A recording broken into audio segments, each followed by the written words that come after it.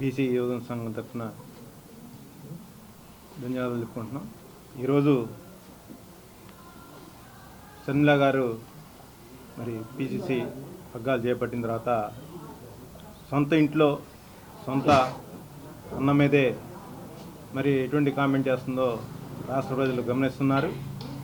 మరి 2019లో చూస్తే మరి రాష్ట్ర ప్రజలందరికీ జగనన్న వదిలిన బాణం అని చెప్పని చెప్పుకొని మరి అటు కాంగ్రెస్ పార్టీని ఇటు తెలుగుదేశం పార్టీని విమర్శిస్తూ మరి ఆ రోజు తిరిగిన మరి షర్మిలమ్మ ఈరోజు మళ్ళీ తెలంగాణలో ఎలక్షన్లో పోటీ చేస్తానని చెప్పని సపరేట్గా పార్టీ పెట్టి మరి అనేక లక్షల మంది కార్యకర్తలని ఎటు దారిదోయని పరిస్థితిలో ముంచేసి మళ్ళీ ఈరోజు మన రాష్ట్రం రావడం అనేది మరి ఆమెకైతే ఏమో కానీ ఈ రాష్ట్ర ప్రజలందరూ ఆమెను చేరించుకుంటున్నారు. ఏదైతే మన రాష్ట్రాన్ని సర్వనాశనం చేసిన కాంగ్రెస్ పార్టీ ఉందో ఆ కాంగ్రెస్ పార్టీ అనేది ఎప్పుడు భూస్థాపితమైంది.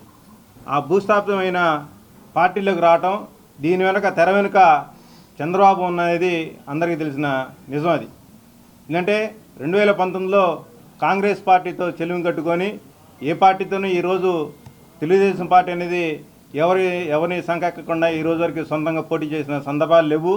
అటు సిపిఐ కానీ సిపిఎం కానీ జనసేన కానీ లేదా లాస్ట్ ఎన్నికలు చూస్తే కాంగ్రెస్ని కానీ సపోర్ట్తో మరి పోటీ చేసి పరాభవం చెంది మళ్ళీ ఈ రోజున కుటుంబ కలహాలు పెట్టేందుకు అసలు చంద్రబాబు రాజకీయ జీవితమే కుట్రలు కుతంత్రాలతో.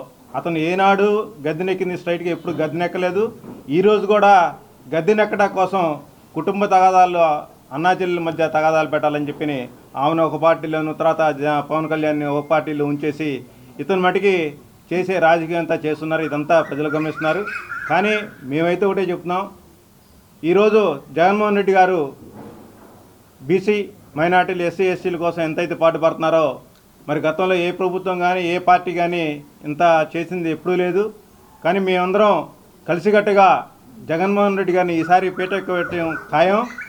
మేము ఏ రోజైతే షర్మిల గారు జగన్మోహన్ రెడ్డి అందో ఆమె దాదాపు ఆంధ్రాలో తిరిగిన సందర్భం లేదు ఈ 5 ఏళ్లలో.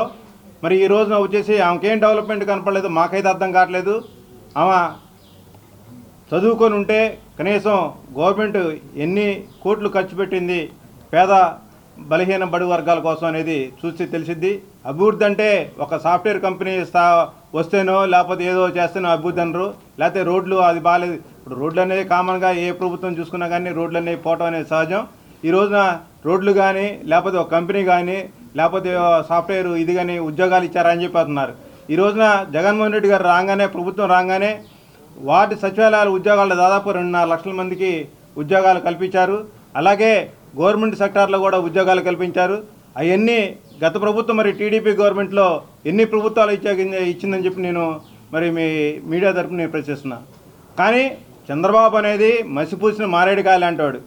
ఏంటి ఎక్కడెక్కడ సింగపూర్నో లేకపోతే మలేషియాని తెచ్చేసి వాళ్ళు డెవలప్ చేస్తారని చెప్పి మాయ చేసి మాయ మాటలతో జన్మభూమి కమిటీలు వేసి దొంగ కమిటీలు వేసి ఏంటి పేద ప్రజల దగ్గర డబ్బులు వసూలు చేయడం తప్పితే వాళ్ళ ఎమ్మెల్యేలు కానీ ఎంపీలు కానీ ఎవరైనా సరే డబ్బులు వసూలు చేసి ఆఖరికి 2019 ఎలక్షన్ ఘోర పరాభం చెందారు. ఈసారి కూడా అదే పరిస్థితి వస్తుంది. కానీ ఈ టీడీపీకి కానీ లేకుంటే ఈ షర్మిలకు కానీ మేము ఒకటే చెబుతున్నాం స్ట్రైట్గా, ఏదన్నా చేత అయితే పేద ప్రజలకు చేసే పని చెప్పండి. అంతేగాని పొద్దుగోకులు జగన్మోహన్ రెడ్డి గారిని మాట్లాడితే అది మేము సహించేది లేదు, ఊరుకునేదని చెప్పి ఈ సభాముఖంగా తెలియజేస్తున్నాం.